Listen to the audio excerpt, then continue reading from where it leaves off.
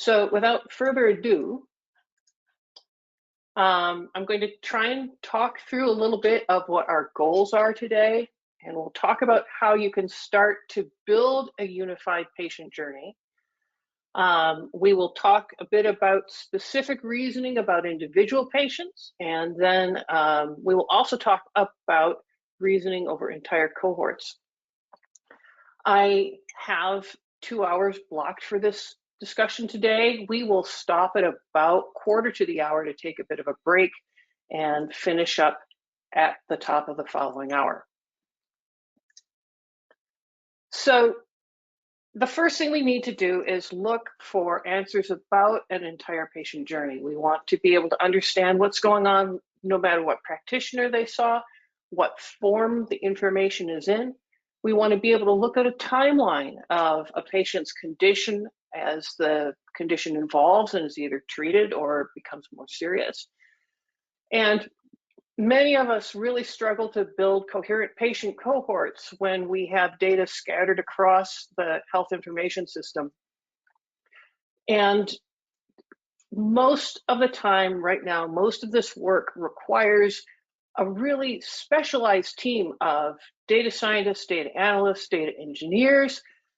If you're in a large healthcare system, I'm sure you have a data office who can perform magic for you when you need to find information. And our real goal is to make that a less complex procedure for people at the end state who all I want is a cohort of, I don't know, patients with diabetes who are also left-handed. The other thing we often find, and you've been talking to our colleagues about this through the week, is that when you start using natural language tools, forgive me, when you start using natural language tools, the answer comes back often with a little asterisk that says, trust me.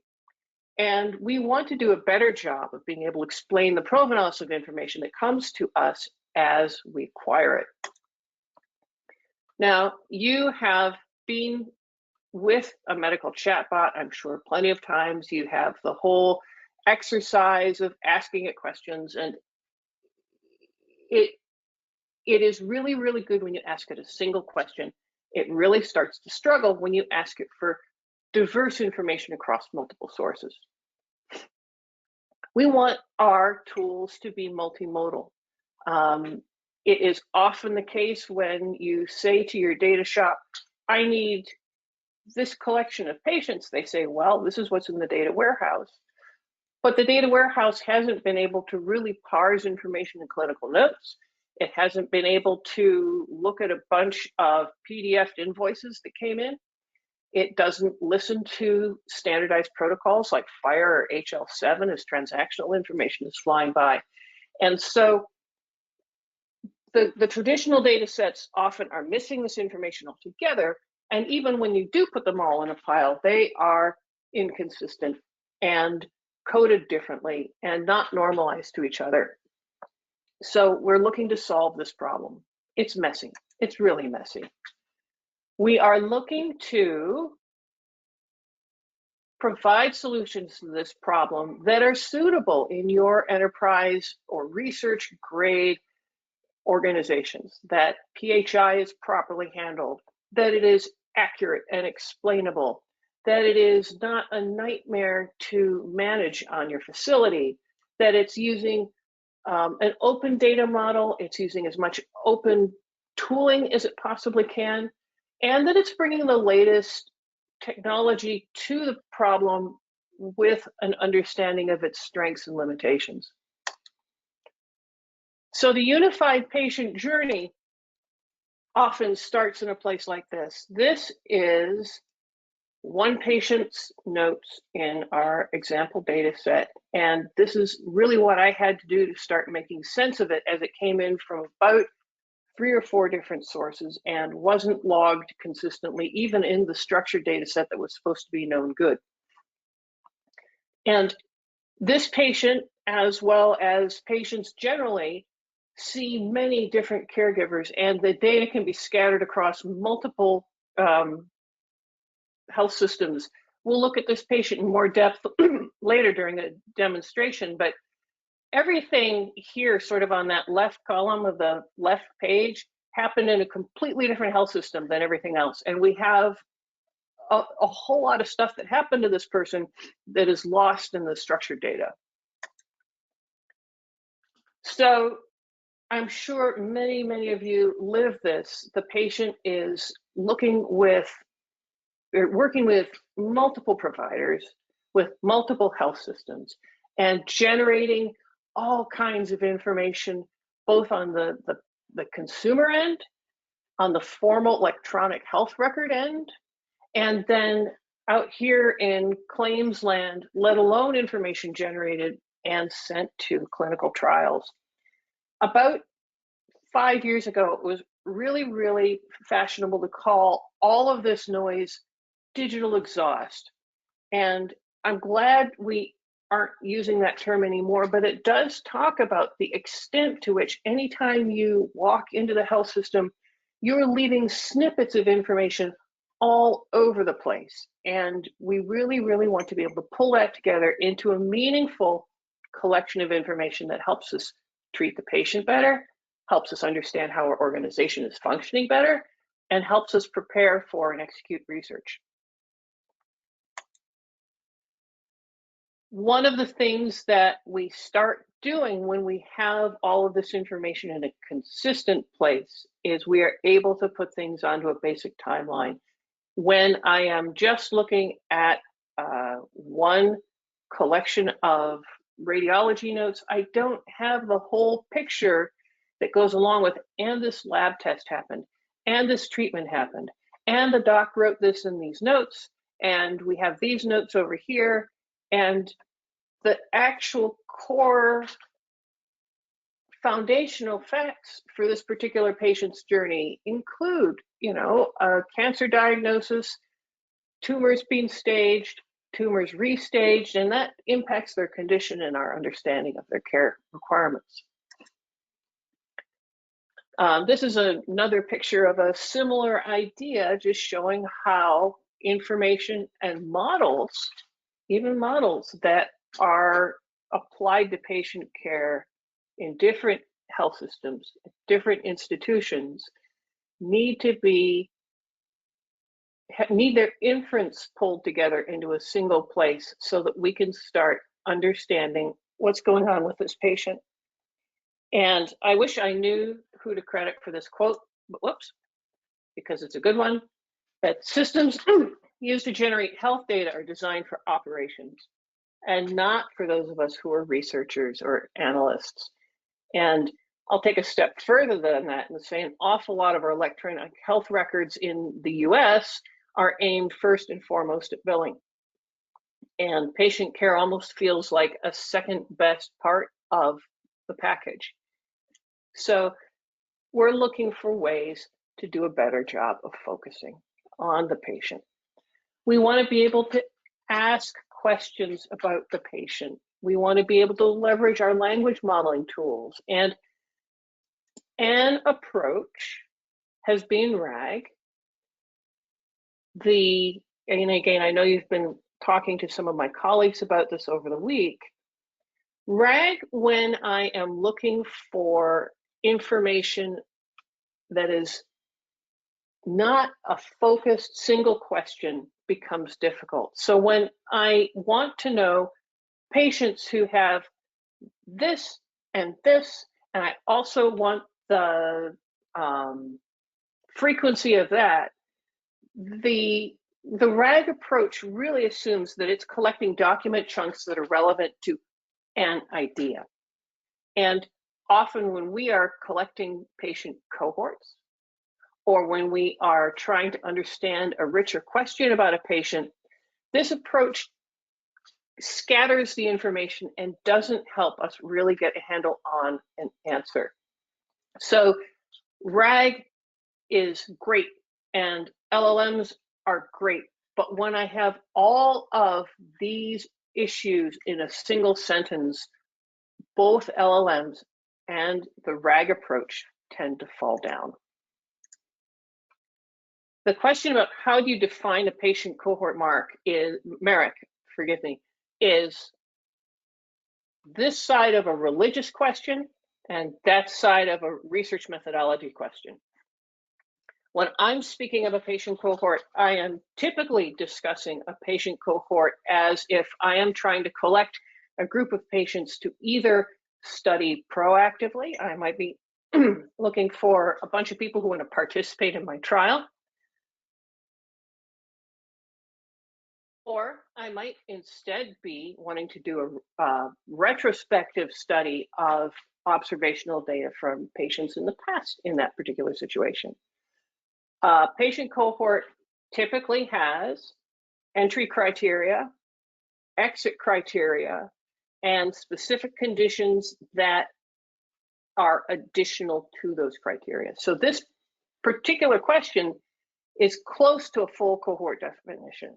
It's saying patients who have a type 2 diabetes using metformin for the last 3 years and also recently diagnosed stage 4 lung cancer.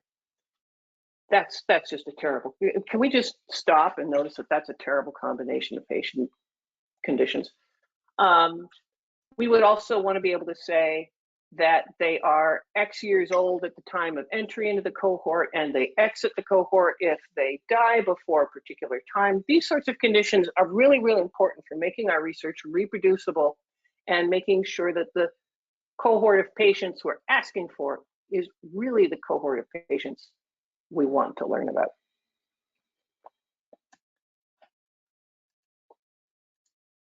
So what you're seeing here, and what's actually scribbled a bit behind me on the board back there, is our approach to taking multiple data sources and bringing them together into a single data store that we can use for inference over a single patient over multiple patients.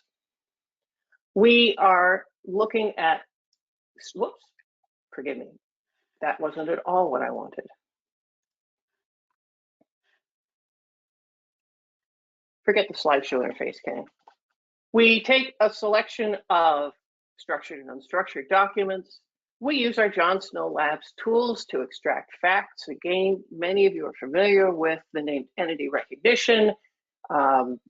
We want to do semantic modeling. We all care about whether or not this particular statement is true of the patient or the patient's mother, or negated, or from the history, or a planned condition in the future. We want to resolve all of this to standard codes. So using that entity resolution type of modeling in order to be able to say, this string backbone represents an anatomical location called a spinal column, and it is code number X and vocabulary number Y. And then we want to shape it, and I'm going to go on at this quite some extent, into a standardized data form. At John Snow Labs, we prefer OMOP, and you'll hear a lot about OMOP. We deduplicate and merge when we're dealing with information from multiple data sources. We enrich the data with patient risk scores, and then we have information that is much more useful for inference, whether it is through database queries or with large language models or what have you. The information extraction, I'm sure you've seen this slide infinity times this week. I won't belabor it, but we are looking both for an entity and the kind of entity it is. Breast cancer is a diagnosis and it is present, and we are 99% confident in that, and so forth. It is really, really important for us to resolve these to standard codes. Many of your systems use vocabularies that include the ICD hierarchy, the CPT codes, the RX norm, the various different drug ontologies across the world. And we need to get this text resolved at least to those standard codes. And then because we are resolving to OMOP, further on to the OMOP standard vocabularies. We need to be able to look at information that is loosely stated in a clinical note and convert it more to actual dates, so that we know that when the patient says, my left elbow has been hurting for 6 weeks, we can back it up and put a note in the condition occurrence table saying the left elbow pain started in late August. The merging and deduplication is a huge effort. I'm going to try again to make the slide just a little tiny bigger so that it's not so small. I love this graph. This is again our patient whose notes I scribbled. And what you're seeing is the yellow lines represent information that came out of NLP. And the blue lines are information that came out of an electronic health record. And we need to be able to take all of these different various mentions of pain, particularly if they're at a specific time, and make decisions about, is this hip pain more specific and therefore more helpful than just saying pain? They both came in the same day. Or do we need to be able to make sure we differentiate the right upper quadrant pain from the chest pain? This person has had both a gallbladder surgery and they have suspicious looking nodes in their lungs. So it really, really matters what kind of pain they have. But we need to get from this nest of information about a patient along the course of their journey into rational, useful information. Which brings me to our approach for merging this information into a data source that is reproducible, commonly used across the healthcare system, and designed to support data analytics.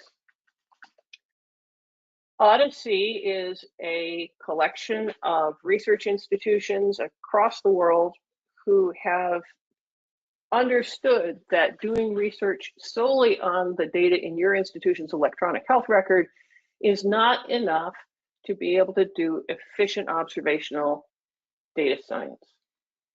The OMOP Common Data Model has been designed to be a landing place where both the data structures and the vocabularies are consistent from one institution to another, so that this de-identified, normalized data can safely and effectively be pooled by institutions all over the little blue dots on our world map here.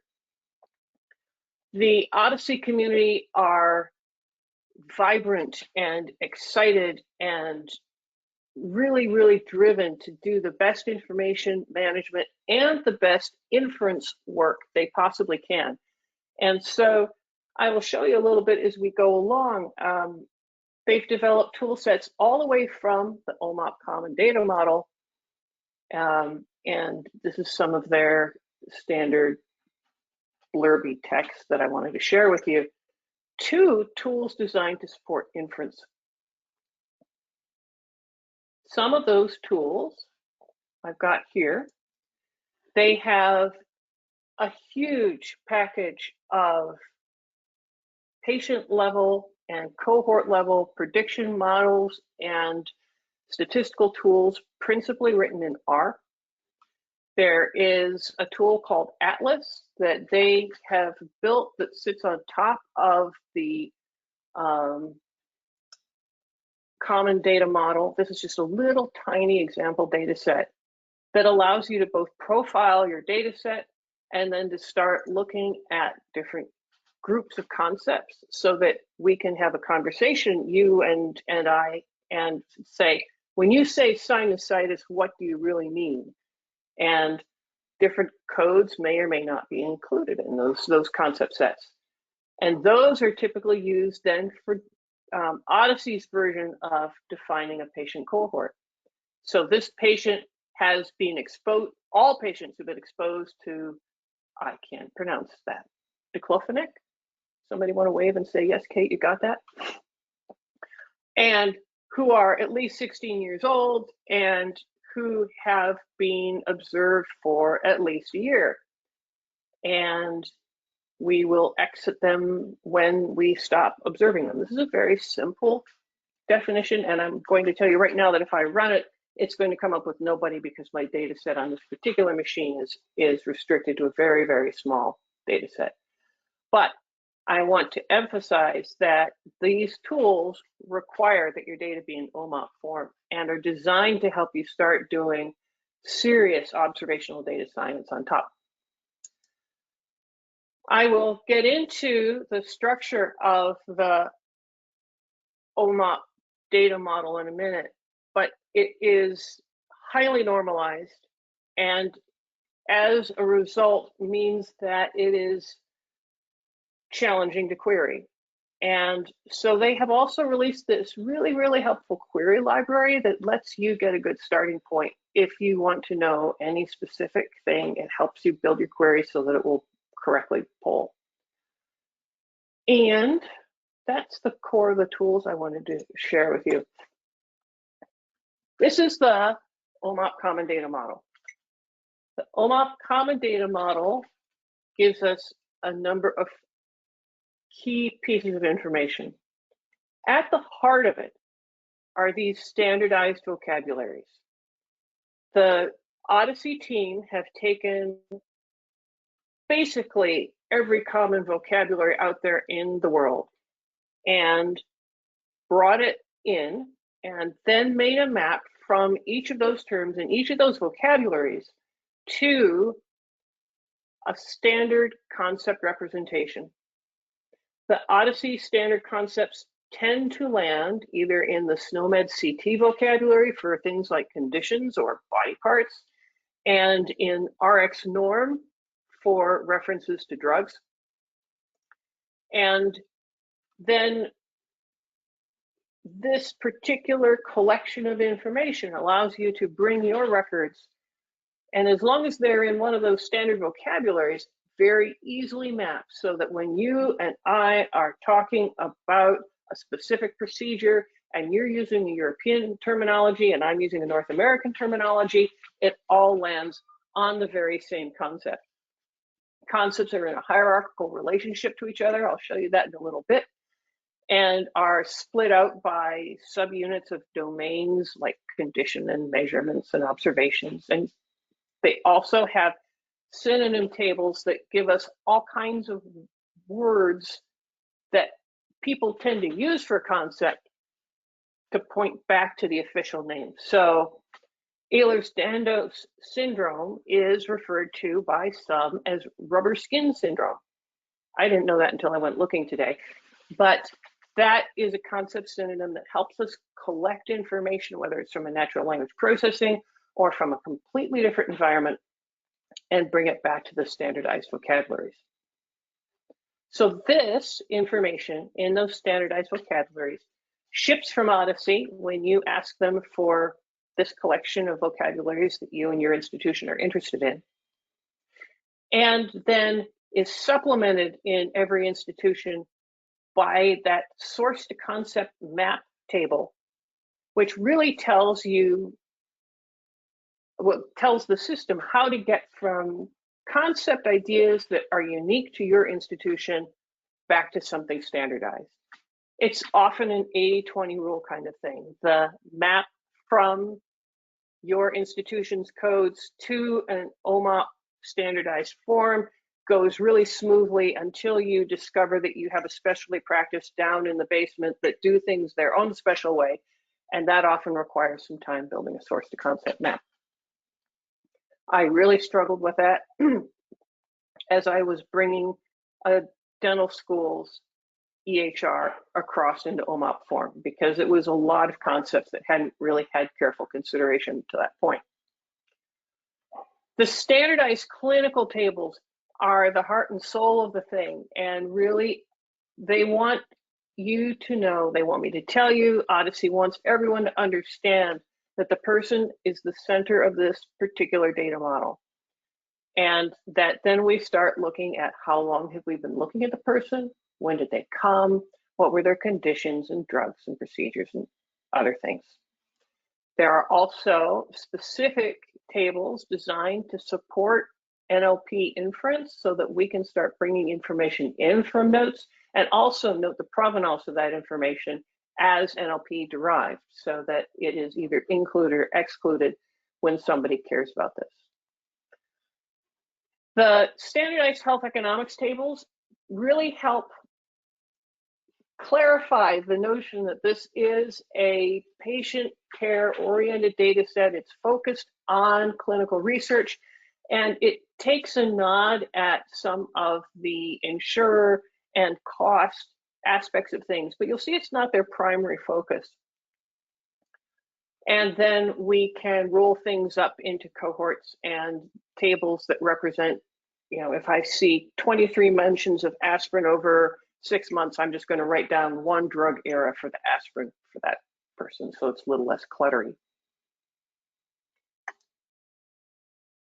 The conversion to OMOP can be a little hairy. This picture in the upper right-hand corner is showing how different vocabularies take their concepts and point them somewhere in SNOMED CT, and at the same time also show how within the concept hierarchy itself, we have a clear graph of relationships between more general and more specific concepts.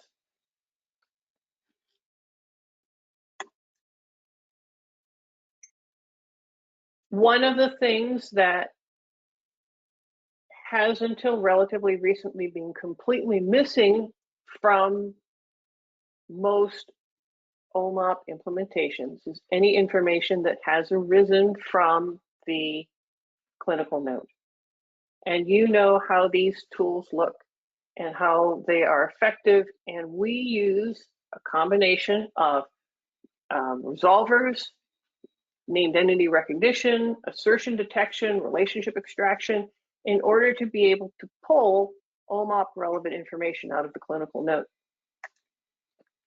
You've seen this slide, and the Models Hub is full of all sorts of tools that you can use to pull this information out using John Snow Labs tools. And then we start thinking about how can I get my electronic health record, whether it's structured data or notes or images, over into OMOP form. And this is how we end up using John Snow Labs pipelines to get the information out of clinical notes and into the common data model. The ETL process gets you, the pre-trained models that we have delivered with John Snow Labs Health are very helpful for being able to get different kinds of tables populated by understanding what class the entity that is recognized by the tool has come from. This is a picture of some of the NLP data that has come from our patient's node.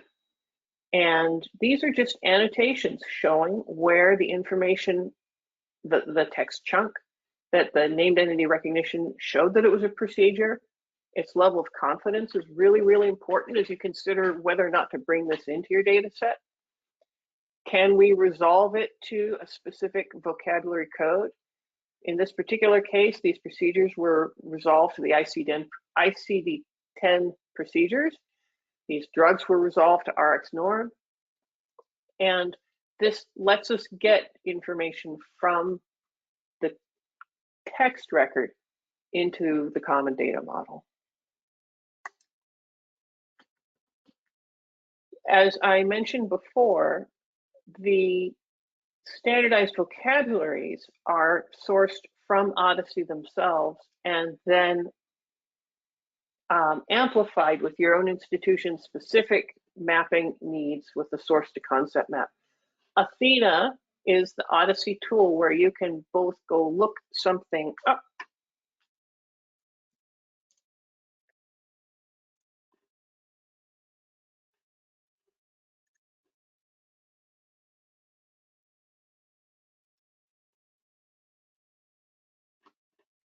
And I don't really think those things are aspirin. Acetic acid is close. And it will start to tell you how the concepts are related to each other and what their numbers are. So Athena is a wonderful vocabulary service that also allows you to select vocabularies and pull them down into your institution's common data model.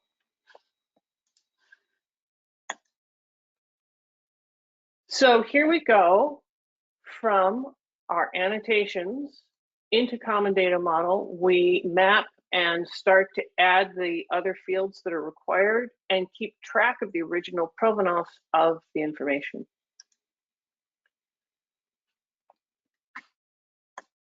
Are there questions so far? When I'm using SNOMED Resolver, that is an excellent question. Does the resolve text take the first instance from the list of keywords or the word from the list that best matches the NER chunk? The resolver I'm working with, and there are a number of them across John Snow Labs, the resolver I'm working with allows me to make a couple choices. I can say, please send me back your top 5, or I can say, please send me back the very best one. I can filter on how many different source vocabularies I'm working with. And something that's really important for you to know if you are working in, say, an ICD-10 shop, is that there is a core philosophical difference between the ICD nomenclature and the SNOMED nomenclature, in that ICD-10 is a vocabulary that tries to come up with every permutation of a condition and give it its own specific concept. So you might have a concept, and I'm making this up, I'm totally making this up. You might have an ICD-10 concept that says arthritis of the left shoulder subsequent to a bicycle crash. Ask me how I know this. And if you map that over to the standard SNOMED codes, you will get 4. You will get arthritis, shoulder, left, crash. I don't know if they'll give you the crash one. So often when you are mapping from one vocabulary to the next, you don't necessarily want to say, I'm feeding you arthritis of the left shoulder subsequent to a bicycle crash, and only take the single concept that comes back. A good resolver will say, I found 3 different ideas in here, and from the SNOMED CT perspective, I need to include all of them. Does that answer your question? I'm going to assume you say yes, and if not, throw another question in there. Let us storm onward. Querying the common data model, I've already shown you our good friend Atlas, which lets you learn a lot about different concepts. You can go with straight SQL, straight from scratch, and that can be challenging, as we've seen in the query library. I've got a little query here. I have a little query here.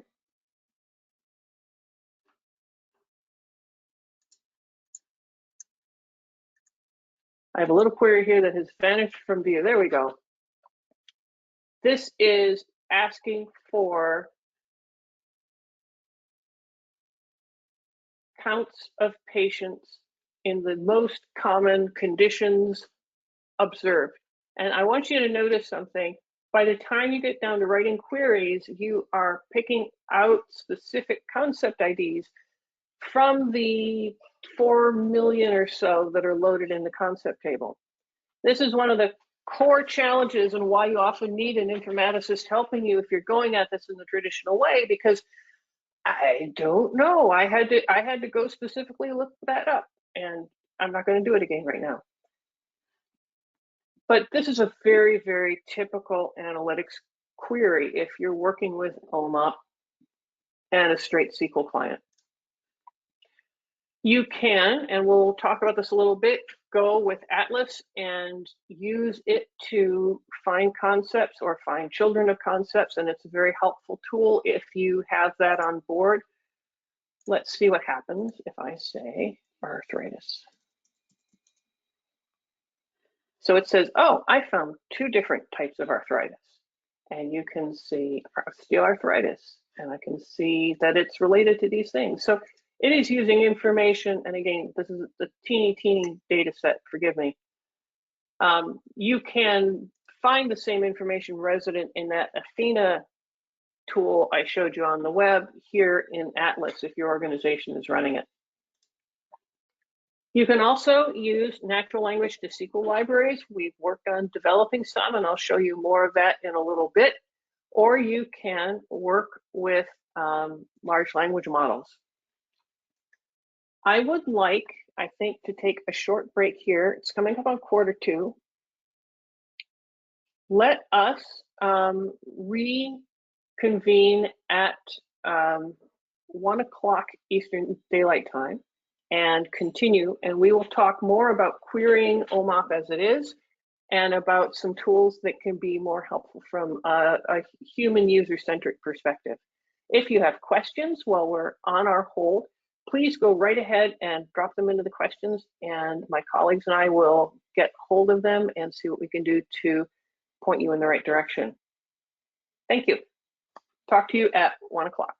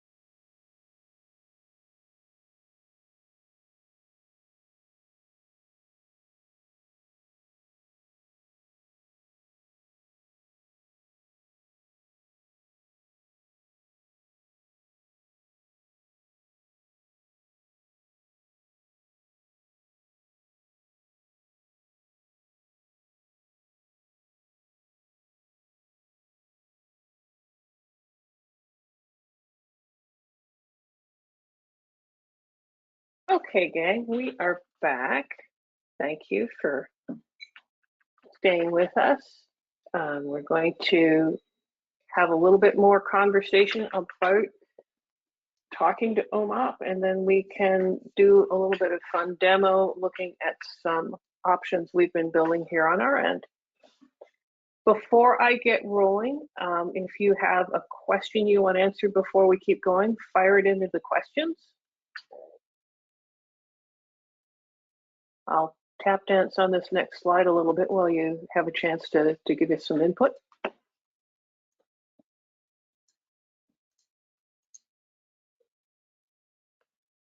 So how do you talk to OMOP when you are not using Atlas or SQL the way I think most of us originally planned or were designed to do it?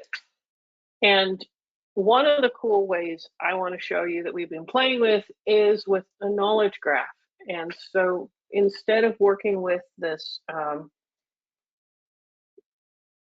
rectilinear relational database model, we really wanted to have a look at, can we express OMOP formed information in a knowledge graph? And the short answer to that is, it was really cool and it was fun to work with. It didn't scale so well, and the ETL was challenging. But I think if you are experimenting with novel ways to connect with an OMOP data set, this is one you can work with and consider, in particular, depending on the scale of your organization's search needs. We've been exercising different kinds of LLMs to build queries, and the general purpose LLMs don't do well. This is a question that says, show me all the patients who have had a diagnosis of tuberculosis and who have received a drug that treats tuberculosis, and I think within a year of the diagnosis. And the GPT-4 took a really good shot at it, but it had 4 different CTEs before it starts building together the final query, and CTE number 2 is straight up wrong. So you can't really count on a generalist to help you out with this. At John Snow Labs, we've been working on training different kinds of small language models that could take the OMOP schema and prune it in a way that made it manageable for queries. We've got a paper, if you ping me, I'll send you the link, on how to compare the kinds of queries that different engines build over OMOP, and some are better than others. All of them are relatively large and expensive.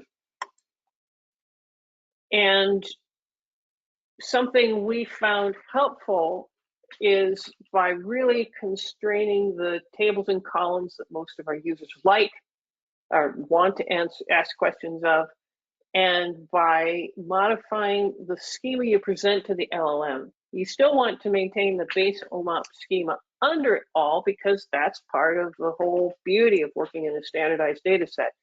In theory, no matter what you do, the foundational data set you build should still be something you could hand to your friends at Ohio State University, and they just be able to merge it straight with theirs, and there you'd be. So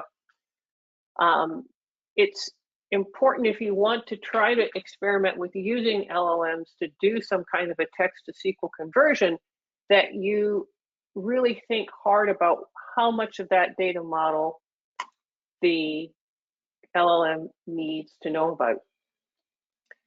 And the other issue you get specific to OMOP is, because everything is recorded as concept IDs and concept codes, when you ask an untrained LLM about angioplasty, it hallucinates a concept ID. When you ask a better trained LLM, like some of the ones at John Snow Labs, what angioplasty is, it's able to work with a resolver and get you the concept code and the right vocabulary back. So there's our knowledge graph. Again, graphs make me happy. You saw that giant fuzzy one I made of the patient journey earlier, but it's not really where I would take you if you were wanting to do a whole bunch of work. So how can we get information about our patients? We have taken our LLM and taught it to use some simplified understanding of the OMOP model so that, oh, this didn't snip very well. We have text representations of a concept name, that it is a rough string match, backache is there, and we don't have to have a data scientist looking up the 23 different codes that represent different kinds of backache. And then it's able to bring back really helpful information for our data gathering. Likewise, we can start asking statistically oriented questions. We can get distributions. We can get them plotted. This code was able to do both in one shot. I'll show it to you a little more live when we finish this talk. And again, it is working with the text name of a concept that it's interested in, and then going out and looking up germane codes rather than making the user try and learn the codes themselves. And this one was a fun one because we have taught the LLM I'm working with to understand that drugs that treat a condition is in itself a kind of question that we will ask over and over again. And so we have taught it to build subqueries that specifically work through the drug treatment relationship tree in the concept hierarchy in the OMOP tables. So I'm going to walk you through our patient. This is the one I scribbled all kinds of stuff on in my notebook. She was principally seen at this Blue institution and has had ongoing bone, bowel, GI in general, and lung respiratory issues. And we have a fair bit of structured data about this patient. But before we got them into the EHR, we have 4 years of information where the only data we got for them were the radiology notes. So there's a whole lot of key information about this patient that is available only in structured form, or in unstructured form, forgive me. Moreover, as often happens, this patient had major surgery at another institution. And that event was sent into our data set only by FHIR. So we've got 3 different kinds of information getting smooshed together here. And we then want to apply smart tools to the data set that's produced and do things like comorbidity scoring and comprehensive risk scoring, and really provide a value-added layer of information on top of the straight facts in the patient record. This represents the volume of data and its source that we have for this patient year to year. And again, as you can see, the information strictly in the EHR is concentrated and quite incomplete. So I'm going to bring you over here. I see a couple questions. Merrick, let's see. Can a model predict a patient's future based on their past?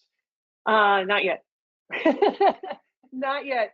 But I think that is an interesting application for all of us in health science. The closest we can get, of course, is to say, when I look at this patient's overall trajectory, you might encode it as some kind of an embedding, and then make predictions from that. The closest I could get, and I haven't built one specific to the data sets we're running over, is one called Motor or Earshot, depending on how you look at it, or Climber T-Base. All of these are out of Stanford. And Stanford came up with a really, really interesting approach by saying, I'm going to take a transformer, and instead of training it to predict the next word or the next token, I'm going to give it a stream of standardized codes and train it to predict the timestamp on the next code. So the Stanford team took all of their records, something like 7 million records, it's huge, and converted that, each one of them, into a patient history with a JSON stream of one event and a timestamp, and an event and a timestamp, and an event and a timestamp. And in their Earshot, EHR shot, SHOT paper, they then experiment with doing zero or few shot inference over that model, saying, okay, given what you know about what happens to patients next, could I please have the probability that this patient will be readmitted within 6 days? So to your question, Merrick, we don't specifically do it at John Snow Labs. It's being done out there. I'm not sure it's in production anywhere, but if you go look for the Stanford EHR shot paper, you will find some of the bleeding edge work on that. Excuse me. So this is our patient, our poor unfortunate patient, who first brings in structured data only, and we can convert the structured data. I mean, the notes aren't really terribly germane, but we basically can say, okay, we have found these specific devices in the structured data record. And this is a slightly expanded version of the device exposure table because I wanted to include things like the name, the concept that are usually normalized out of sight. In this case, this patient has both their structured and their unstructured data. And we get these notes coming in, and we are able to generate richer OMOP tables. Oh, we're going to pretend we didn't see that. And you can start, you could have before, asking some questions like, tell me, come back to step one. This is the EHR data only. Tell me about the preventative care. And it will notice correctly that the EHR did not mention any preventative care for this patient. But when I start adding their clinical notes, then it starts noticing the diagnostic screenings. It notes a number of these RRs are radiology notes. It notes a number of scans of the lungs. It notes various tests and is a much more thorough view of the patient's health. And I think when we added the FHIR data that had that episode of gallbladder disease, we start getting a full timeline here. So this is using OMOP data with an LLM on top that is reaching backward to look at the representation of the patient timeline that's being generated out of the OMOP data. And so I just wanted you to see this is the kind of database interaction we can create. What drugs are prescribed after a patient is diagnosed with AFib? It's able to report that. And this made me happy. It was able to, on the fly, generate this Sankey chart. I take no responsibility for the weird colored text. I'm sorry about that, gang. And I think we asked it another question. Here we go. Here's a statistical distribution for our AFib patients. So that query is both understanding that we need to go look up atrial fibrillation from our simplified table schema, and it's able to generate this plot of the distribution itself. And here's our patients with back pain and spinal fusion, and another nice Sankey plot. And this is the kind of thing that, unless you have a carefully trained informaticist at your side, you may or may not, when you're looking for back pain in a simple string search, know that this is a particular condition that you also should be hunting for. So let's come back here. This is sort of that demo app summarized in one place when we had only the structured data for the patient. We had a relatively unhelpful response from the LLM. By adding the NLP data and using Johnson & Labs tools to parse it into real medical concepts and add it to the OMOP data set, we got a richer answer. And when we added the fire stream from the patient's trip where they ended up in gallbladder surgery, we got further improvement in the level of detail. We talked a little bit about the question answer over the routine care and screening. This patient's structured record is very much focused on specific hospital admissions for serious conditions, but it does not have that other kind of monitoring and management that the patient had and is clearer when you get the full set of notes in hand. And likewise, the significant events in the patient's timeline become much richer as we add NLP and get everything that happened before they ever turned up in the Blue healthcare system. And down here in the red, we get the data that arises when we include the information from another health system. So what I've wanted to really focus on is first talking about how important it is to get information from disparate data sources into a single data set that you can use for patient inquiry. And we've talked about using John Snow Labs tools to do the NLP work. I have sort of waved airily at that information because I know you've been embedded in that whole headspace for the week.